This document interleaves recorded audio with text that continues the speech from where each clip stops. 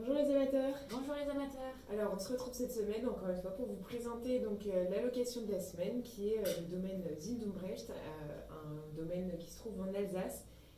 Elsa, tu peux nous en parler peut-être un petit peu plus en détail? Oui, donc c'est l'un de nos domaines partenaires préférés en Alsace. C'est vraiment l'une des plus belles signatures de la région, qui sont même réputées produire parmi les plus grands vins blancs du monde.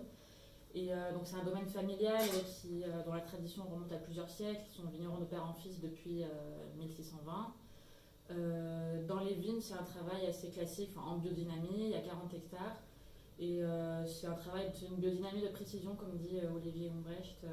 Donc ils sont très interventionnistes, les sols sont travaillés, les vignes sont vraiment suivies de près. Et à l'inverse, au Chai, c'est vraiment la politique inverse, ils sont plutôt non interventionnistes.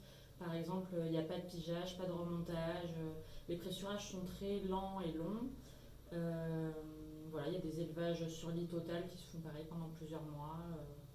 Et bon, le résultat est vraiment magnifique. Alors, on a eu l'occasion de goûter deux cuvées, mais des cuvées du domaine sont vraiment de très haut niveau. Oui, alors tout à fait.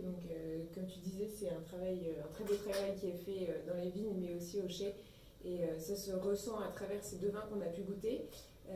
Voilà, il faut savoir que l'Alsace est assez connue pour ses vins avec une certaine dose de sucre résiduel.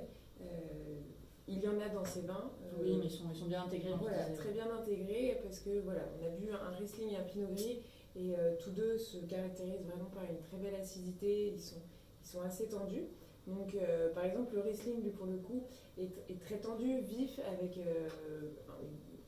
des belles notes d'agrumes, une belle minéralité d'ailleurs. Exactement, il y a une belle minéralité, ouais. Voilà, donc un très beau vin, vif, droit, ciselé. Précis, super élégant, racé. Ouais. Tout à fait, un très très beau vin que toi tu boirais plutôt avec quoi avec ça? Je pense poisson, fruits de mer. Ouais, mais un beau poisson noble alors. Oui, exactement. Voilà. Tandis que le Pinot Gris, diffère beaucoup du Riesling par ses notes typiques, des notes d'épices, un volume un petit peu plus présent en bouche. On a une impression un petit peu plus suave. C'est un petit peu Alors plus il fumé. est moins sucré en réalité, oui, en termes de Oui, sucre résiduel, mais c'est vrai, je suis d'accord avec toi. Ouais, c'est vrai que ça c'est se plus ressent suave et plus onctueux. Donc voilà, les deux différences de ces vins, mais il faut se rappeler que toujours vif, tranchant. Euh, voilà, des très beaux vins. Ouais, on vous recommande vraiment de découvrir les vins du domaine. Exactement. Bonne Bonne dégustation. dégustation.